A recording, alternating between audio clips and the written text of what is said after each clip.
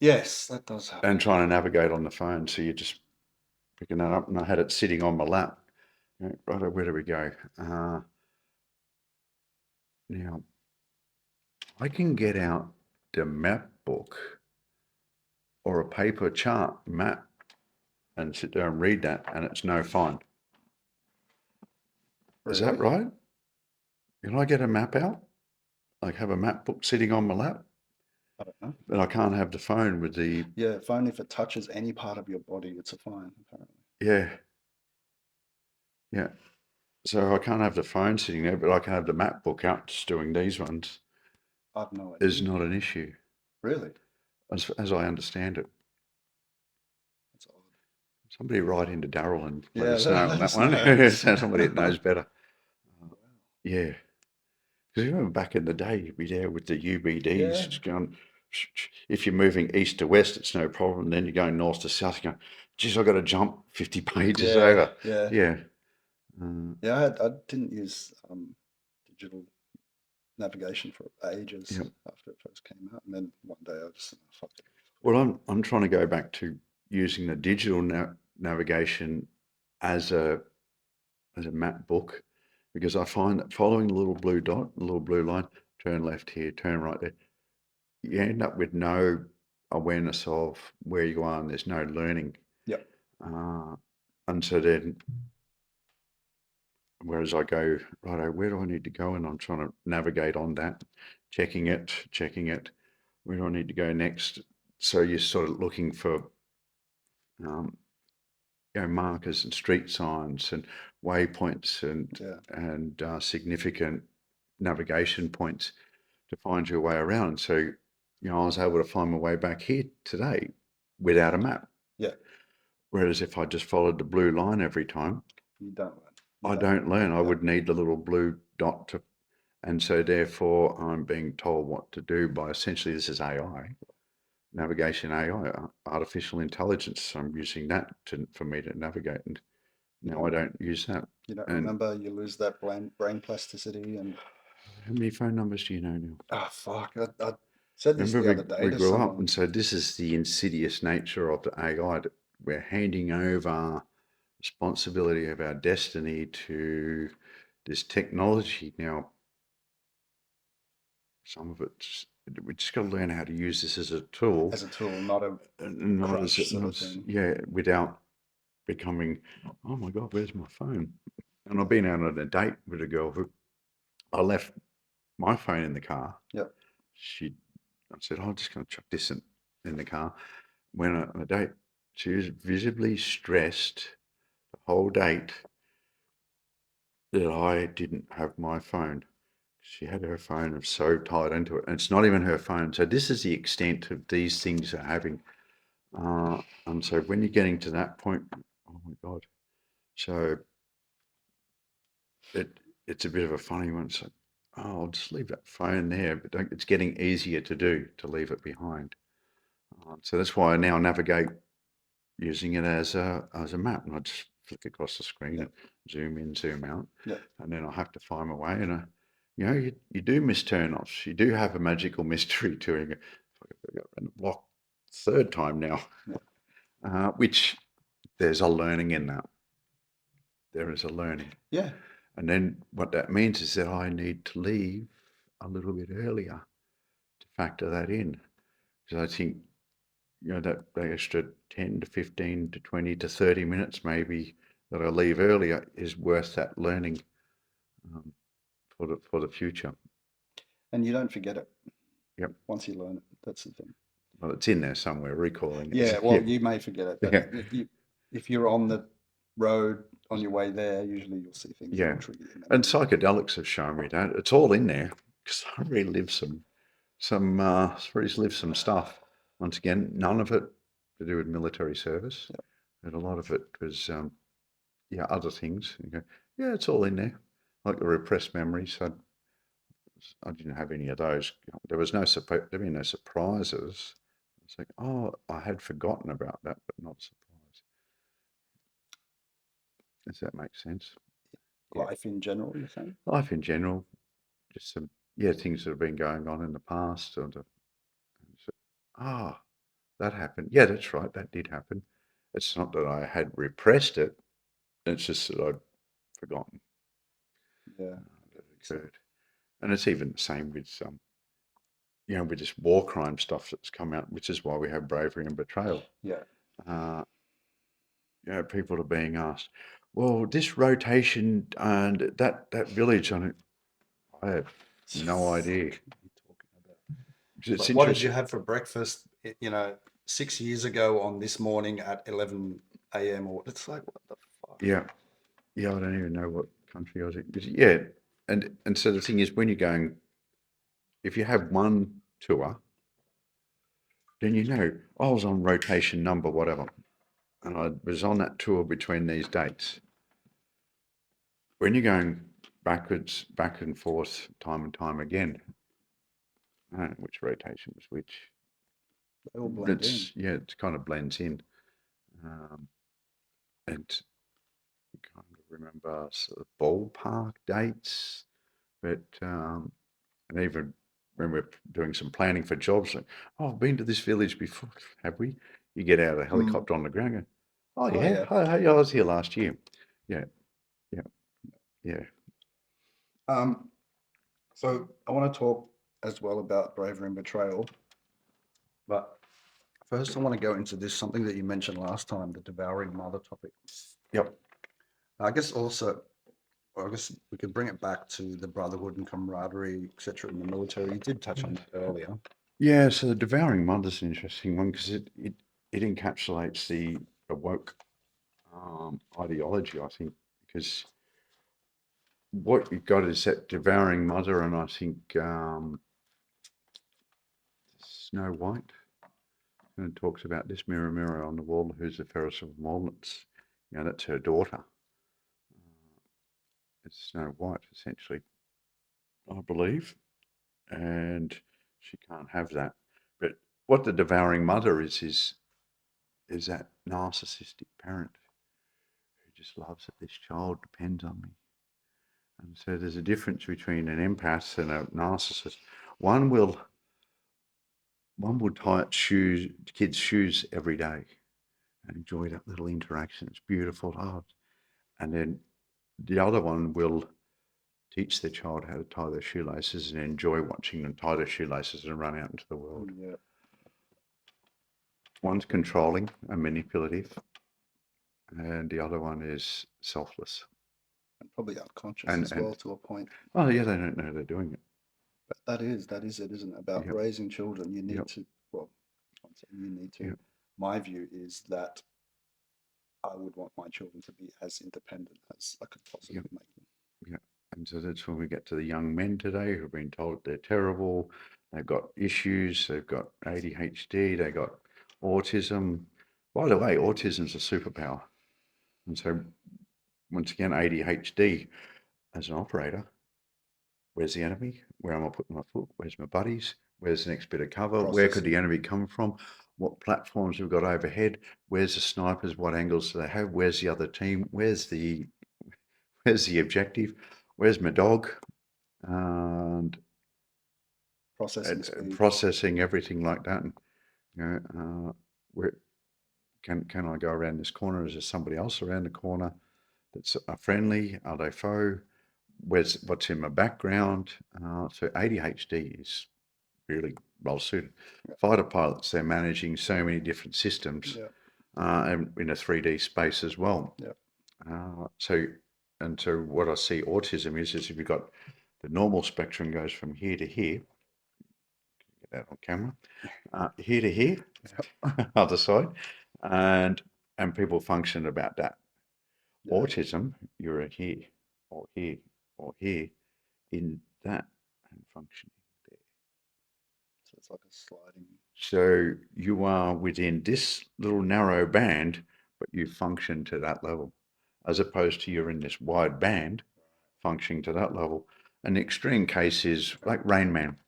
He's in a functioning a very narrow band, can count stuff that falls on the floor though, like that. A very narrow band. And then you've and cards. Yeah, and cards. So can count stuff. Needs a lot of help with other stuff.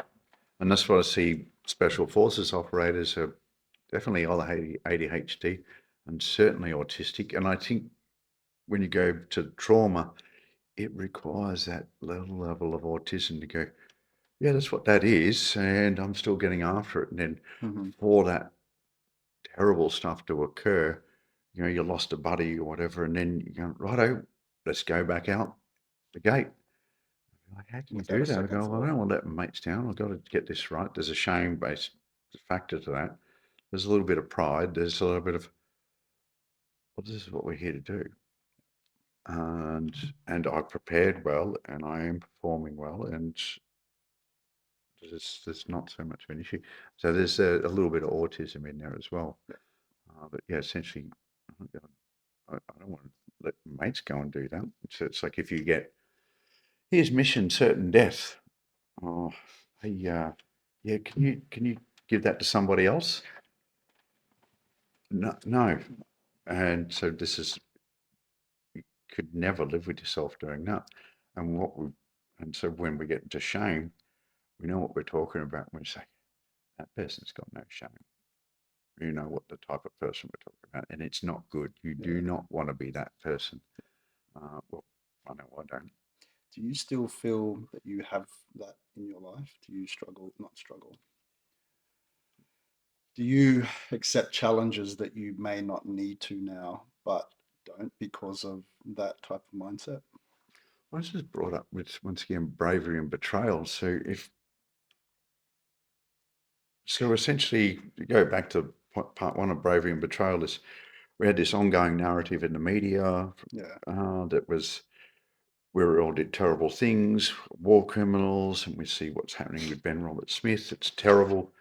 Now, even if somebody is guilty of some of the stuff that you're saying that they are, which he's not, by the way, you don't even do that to this person. Like, this public humiliation No. and witch hunt is just a disgusting thing to do. You do not do that, and it is improper. And even if they did have any evidence to go to court, it's been so tainted now that any jury, I'd say, would be, it can't say that they're impartial.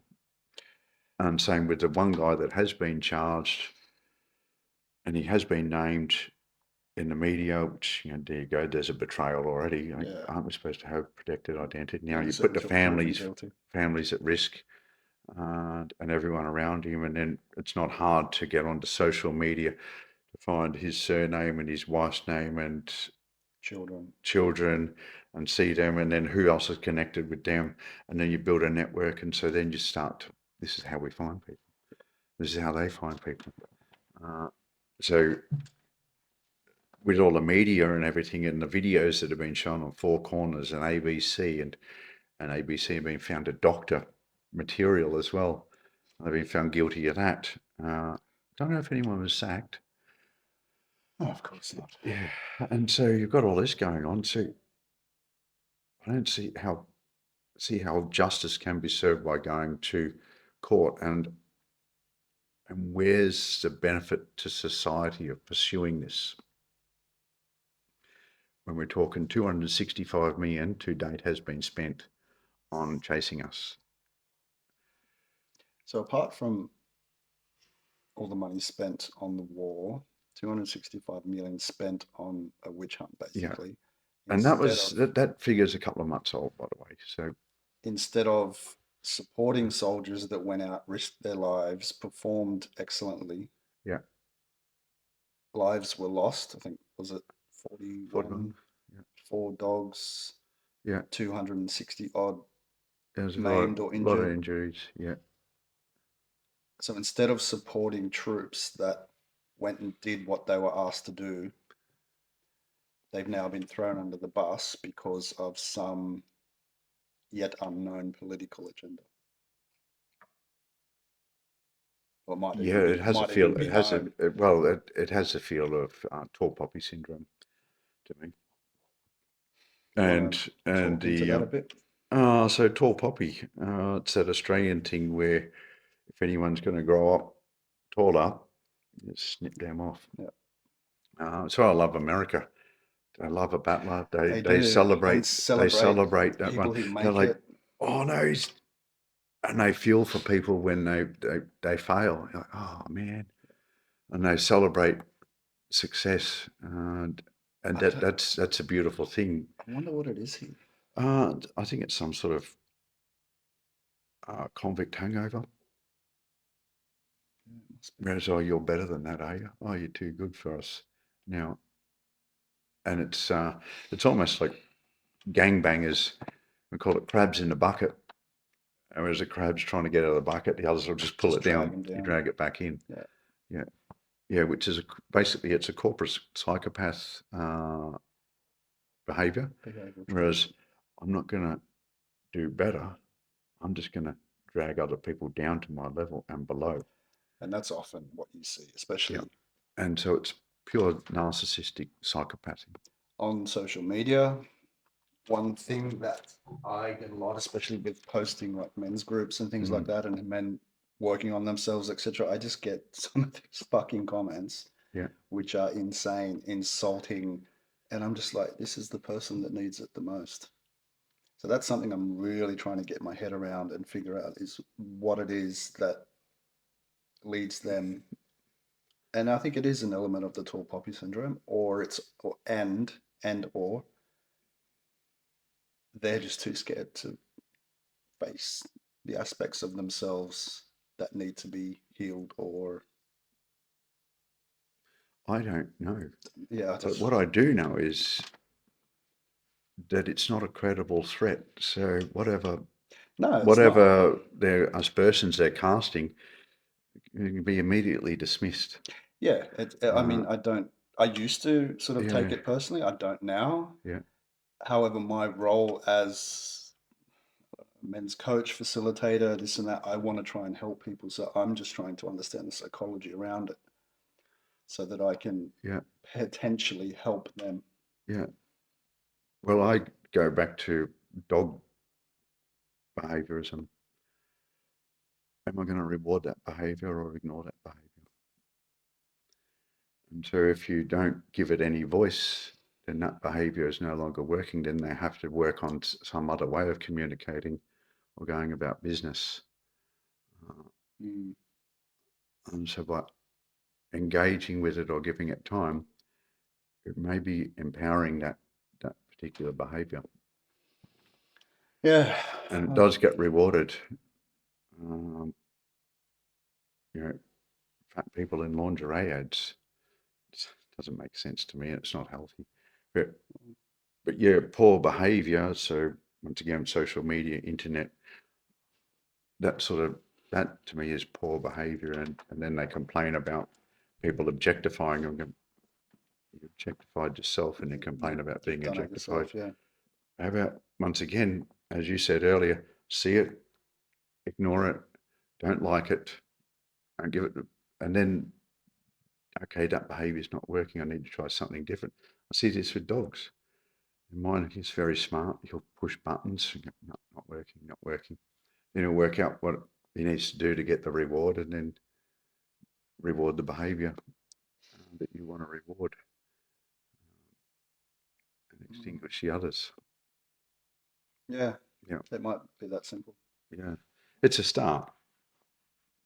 Well, that is it. I mean, I did ignore it, but Yeah, again, like I don't know. I'm not, I would like to think I don't have some sort of savior complex, but I think it's more an empathy for people that are fucked up. Like just realizing lately with my own life journey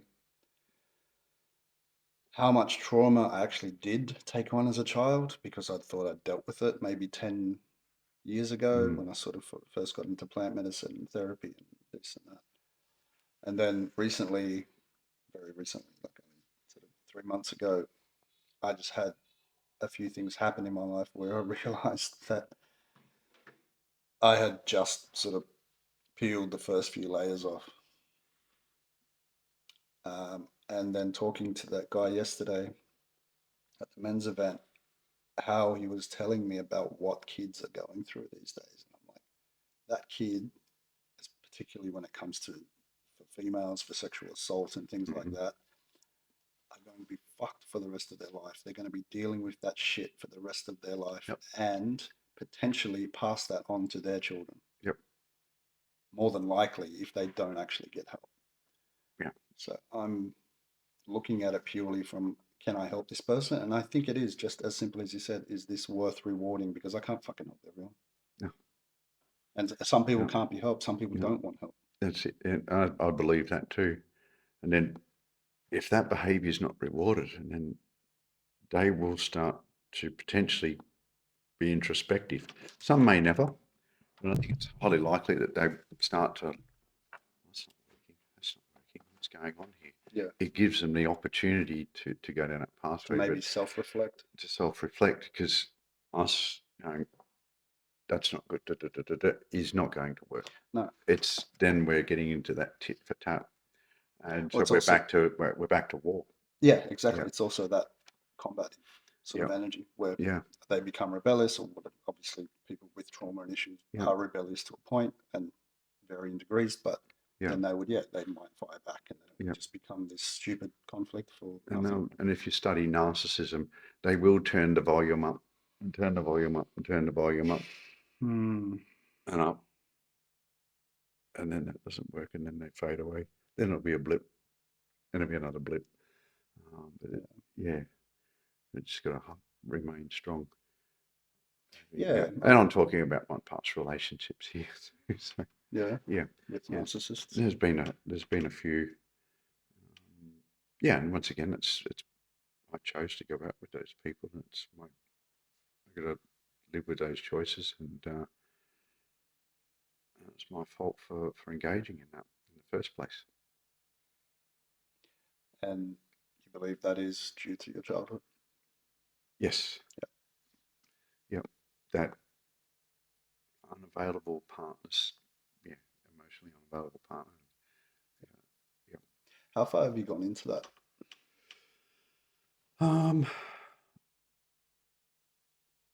Far enough.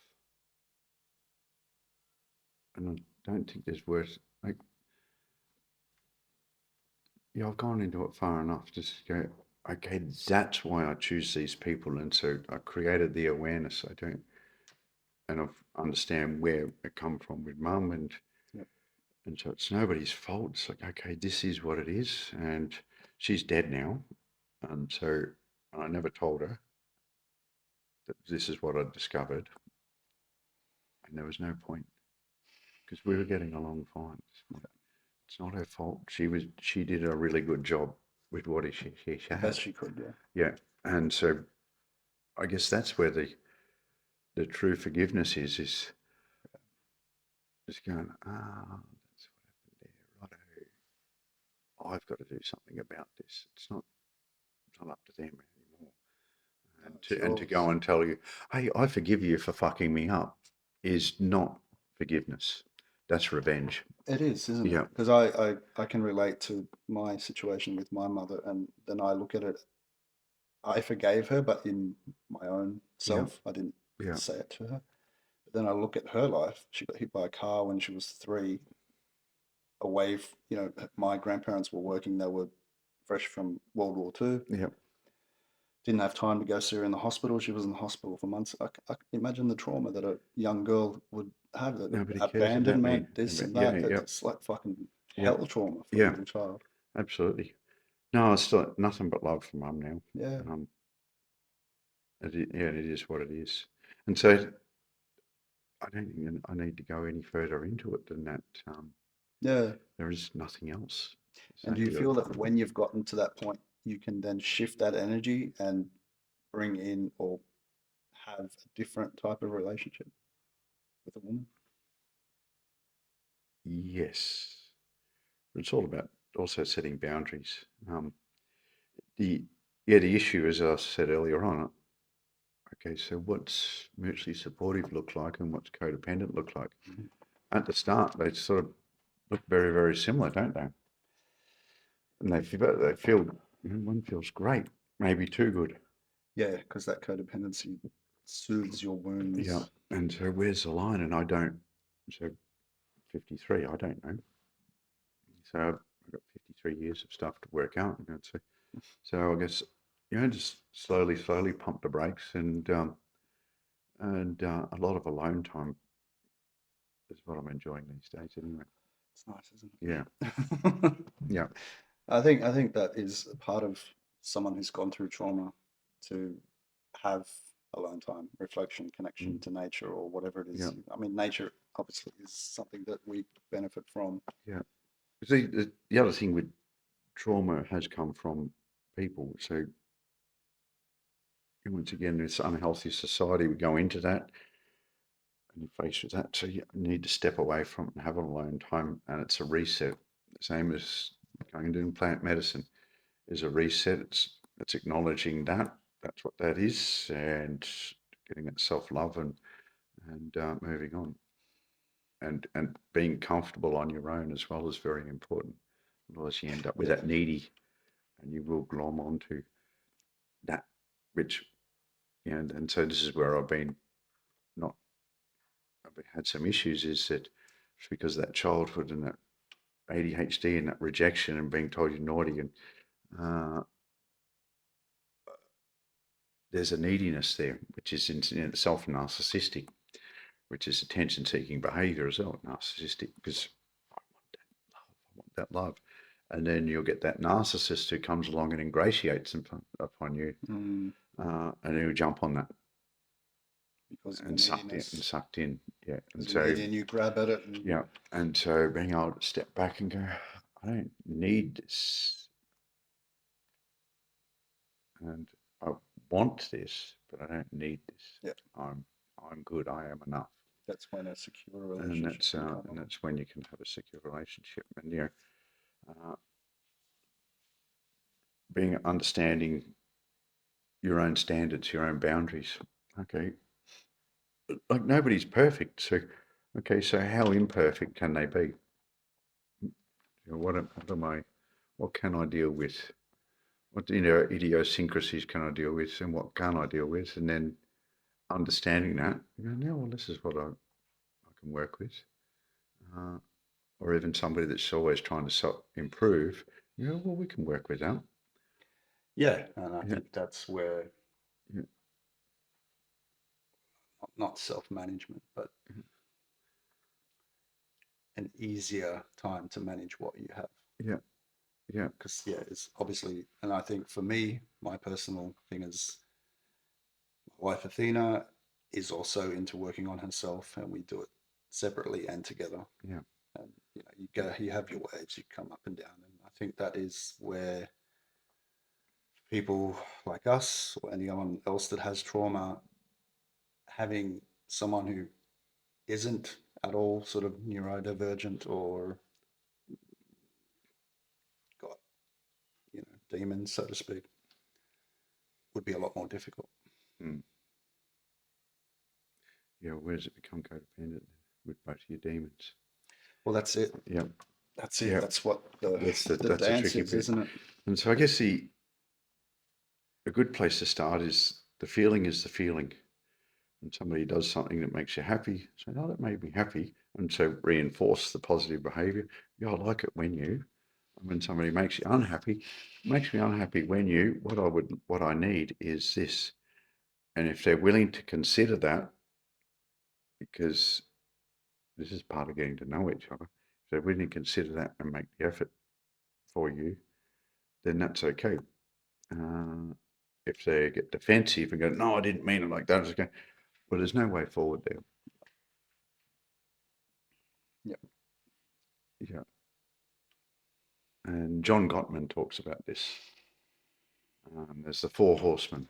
He's a relationship expert, but he's actually just a data analyst. That very interesting story. He To the put Gottman Institute. Gottman Institute. Yeah, highly recommend it. And it's just like, oh, and then building positive sentiment override within the relationship. So I think it takes 5 good comments for every 1 bad comment, 1 negative. Really? So that, thank you for being here. Thank you for that. Thank you for this. Yeah, it's not 1-to-1. And so if you've got that positive sentiment, then you can bring up the issue of, why don't you rinse the dishes when you wash them or whatever it is, then the other person will, oh yeah, maybe. As opposed to if you're not in positive sentiment override, well, you rinse the dishes. You can rinse them yourself, Yeah. is what it becomes. Yeah. Yeah. Yeah. And we forget to catch people doing the right thing. We always trying to catch them. We always catch them doing the wrong. It triggers us. Yeah. Yeah. And then when we're triggered, you're like, am I that? 100% of the time we are. Yeah. We speak out loudest against that which we fear we are, most fear we are. Yes. All right.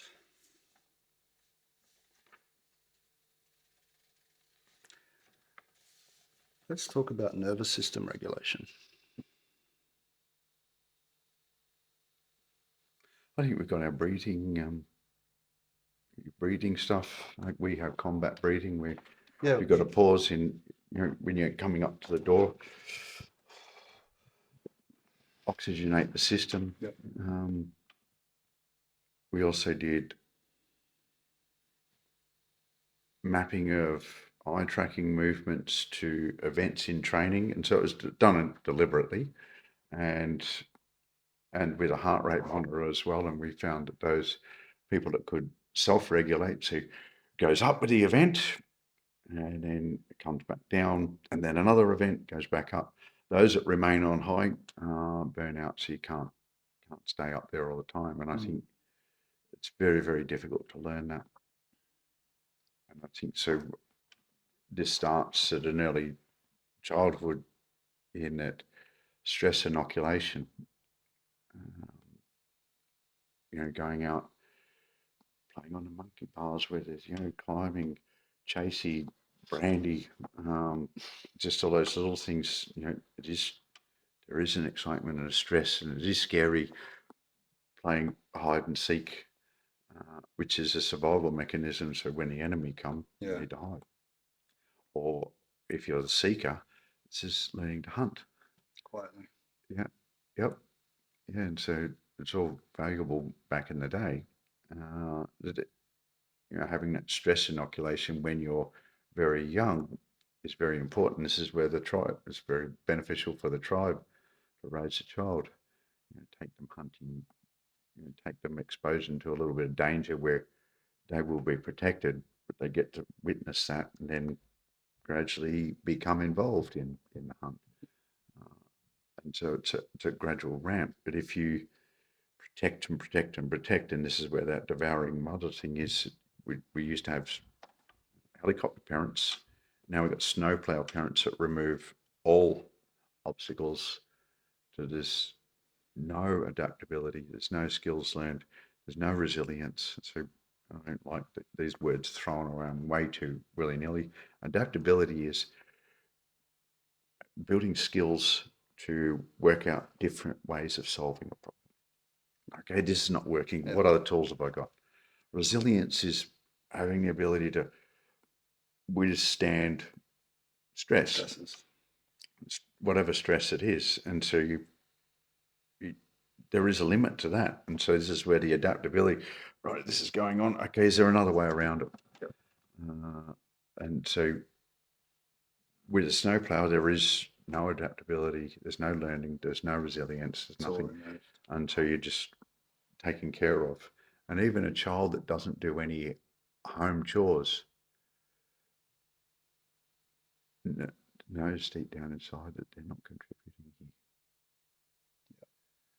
They're just signing up to get fed. Participation award. Like a turkey. Oh, master, they really like me. They're feeding me again. Come Christmas time,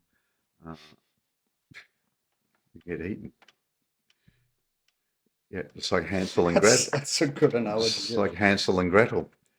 The young boy, Hansel, gets put out in the back, and the witch tries to feed him, but he doesn't eat it, so he doesn't get fat. Yep. Yeah. And so, and you just, the parents that do all that is just setting you up to be eaten.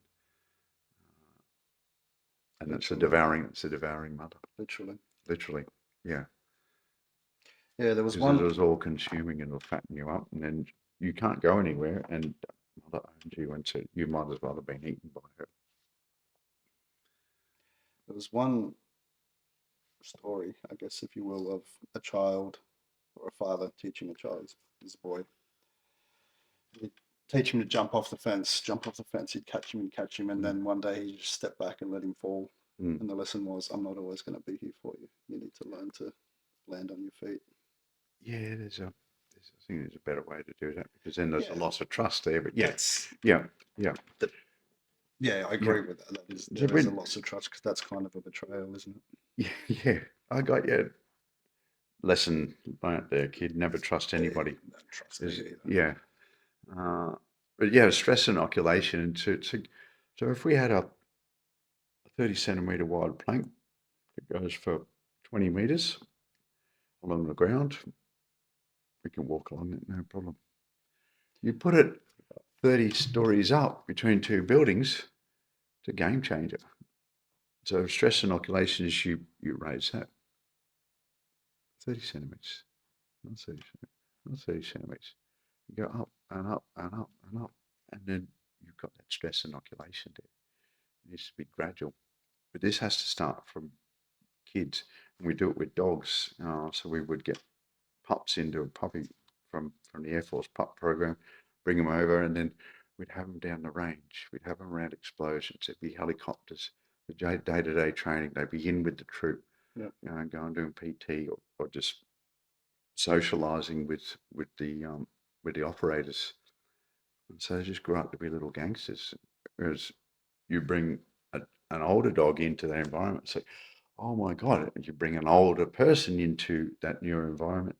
We don't have the neuroplasticity. We're not available. Yeah. And, I think it's about 7 years old, up to 7 years old is where all of this is learned. Past that, there's limited adaptation occurs. And so I think I was always running around climbing trees and jumping off high things and riding horses and falling off and doing all these risky things as a kid, playing with knives, going hunting, shooting, building fences and doing manual labour on the farm. And so that was just another day in life. And so then you, and even having to kill our own animals for food. Not pleasant, but, and then your animals die. And so you're dealing with death on the farm growing up. And then I think that helps you later on in life too. Did you become attached to the animals? The ones that had names, yes. Yeah. The ones that didn't have names were eaten. Right. Yeah. Yeah. Do you want to tell us a bit about growing up and role models, masculine role models, etc.? Yes, it was my grandfather, highly decorated soldier, World War II. Mum's father. Yep. And I think, he recognised that he told me once as a young boy, just after he'd sent Mum to bed in front of us, that she, all of his mates, himself included, all their firstborn when they came back from the war, were not quite right. A little bit crazy. And so I think World War II we're talking about. World War II. And so I think he identified what was going on with Mum and our relationship. And yeah, he stepped up and I was like a little shadow to him. Yeah. And all I ever wanted to do was join the army. And I think down to him. And that's what I became. And so there, I think that was the archetype that I was born into, so to speak. And maybe the trauma, maybe to become the protector or to do better and overcome that. To overcome that, I had to become stronger and I had to become more capable, competent in myself of defending myself. And so then it became to do it for others as well. Yeah, I think that once again, without childhood trauma, we wouldn't have any special forces. So I think it's as terrible as it is, it helps. Yeah. And with that childhood trauma, it can be managed better with that gradual stress inoculation and teaching. I think there's a lot of trauma inside the Agoda. I think it was the Spartans training school. Yeah. Yeah, yeah, yeah. So there's plenty of trauma inside that too. So They started really young, didn't they? yeah, yeah. And so they weren't able to show any weakness or anything like that. And so it's kind of, there's a brutality in that too. So when, yeah, we haven't always got it right, but I think we're striving to do better. And that's where you got saying sorry for things that happened hundreds of years ago, or punishing men for whatever male chauvinistic things have occurred in the past. Like, I'm pretty sure we were working towards rectifying those before you brought this up, and actually we're doing better. So, and now you want to punish us when we're in the process of trying to do better. So if you want the behaviour that you want, you should reward it instead of punishing past. And for those that didn't actually perpetuate those behaviours or offences. Yeah. Yeah, I think there's definitely a big picture to that. Yeah. Which sort of ties into the whole military-industrial complex. Yeah. In my view, anyway. I could be wrong. Yeah. Certainly is. Well. Yeah. Last thoughts? Yeah. How's your brain feeling? I think I'm feeling done. Yeah. Yeah. It's getting to there. Yeah. I did want to touch on Bravery and Betrayal, if there's anything you want to share around that, because we did sort of touch on it before. It's available on Amazon Prime and DVD. Yeah. You can pick it up on Apple TV as well. But it's the Australian SAS version of events surrounding the war crimes allegations. So post 9/11, the world was in fear. They decided that these guys who had joined up to serve the nation needed to go down range and attack the terrorists, the evil at its source, to prevent it from permeating around the world and coming here. And invading. And so that's what we did, and we've come back and been accused of war crimes, ironically by the very people that sent us there. Decided that we needed to go, and so in fact, essentially the Brereton report and the command have thrown us under the bus, and that betrayal, that's, that's what Dante found, is that betrayal is at the depths of hell. It's the worst thing you can ever do. And by the unique nature of service, you join up, you divest yourself of yourself, and you become this new person, this part of the apparatus, the fighting force, which you need to, and you adopt those paradigms, those values, those standards, and then when the very hierarchy that tell you that you have to apply these standards and live by these standards, then they don't apply them themselves. It's like, how do you reconcile with that? The whole reality is everything just being whipped out from underneath you. Everything you stood for, everything you believed the military is for, the nature of service has been betrayed. Not to mention that nobody likes doing stuff for people that are ungrateful. No, not to mention that they've divided your brotherhood as well with their whole orders. What was it? That you couldn't speak to each other because of XYZ? Yeah. So part of her mate's bail conditions is that people on that tour aren't able to speak to him.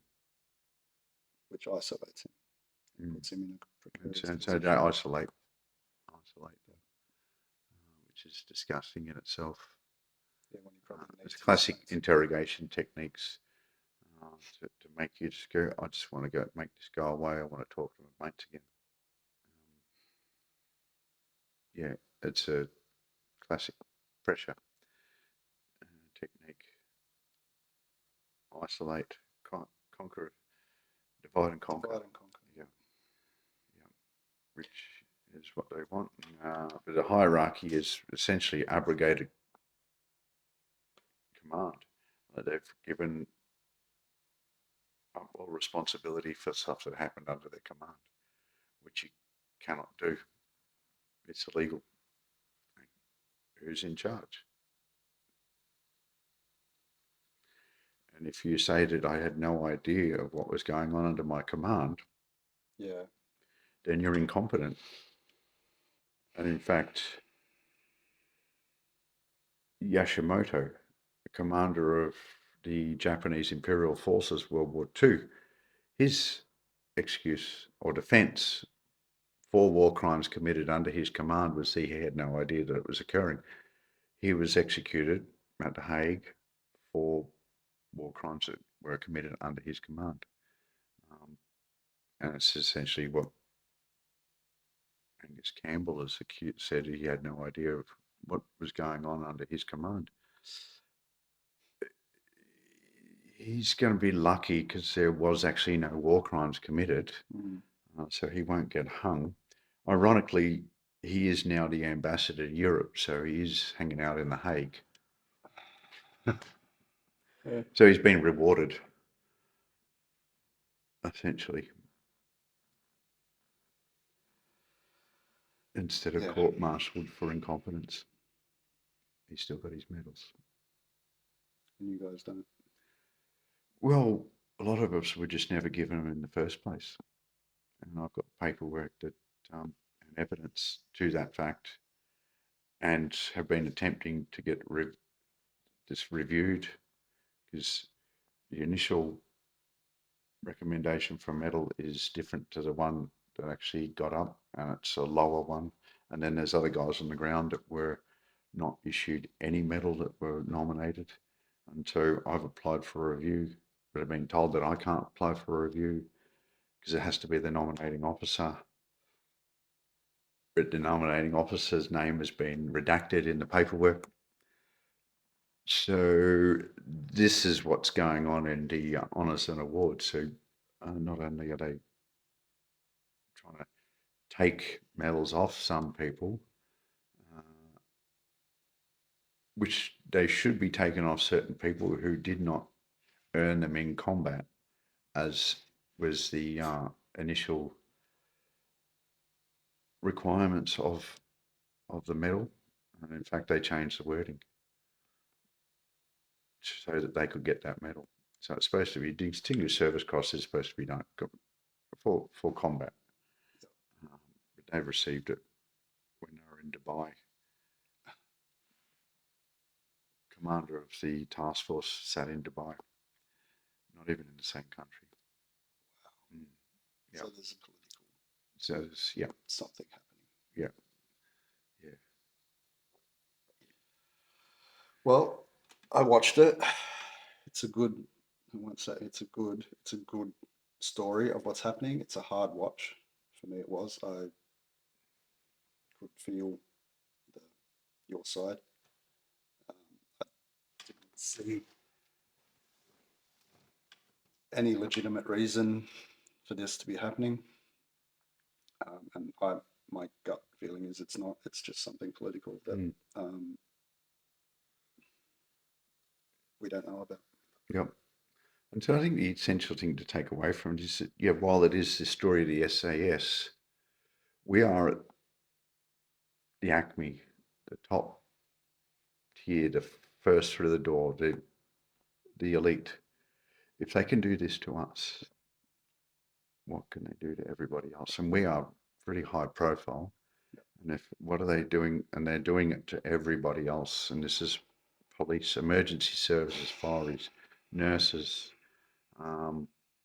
men, tradies, the public. Everybody can identify with injustice. And so when you talk about, okay, what's next? Do I feel that I need to serve and step up? Well, turns out that making a film is part of that.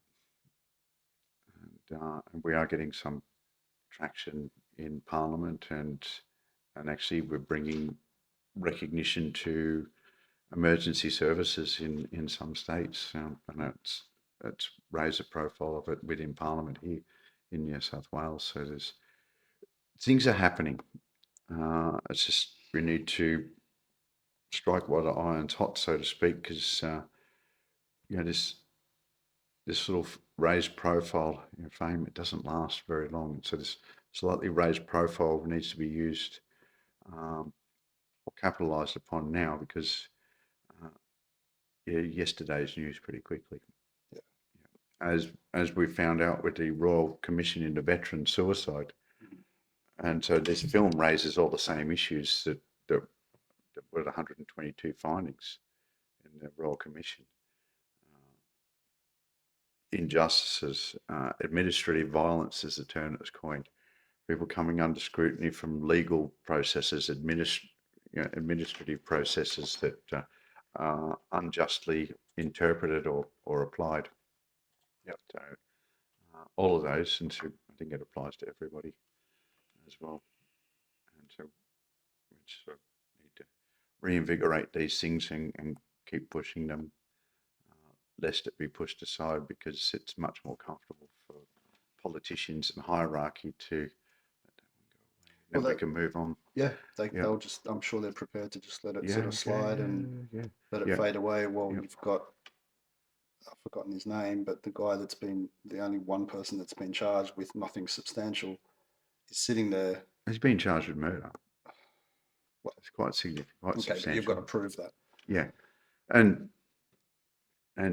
once again, there's been videos online and on TV and everything like that. That good luck finding a jury that's impartial. That hasn't been taken. It's and so my point is that with that, you've got this division of your unit who would otherwise have been a brotherhood, supporting each other. Because I know after my service, I made friends that were like brothers. Yeah. And that's essentially what I'm guessing would have happened with you guys. Yeah. Where they've now put orders in place where you're not even allowed to talk to them. Yeah.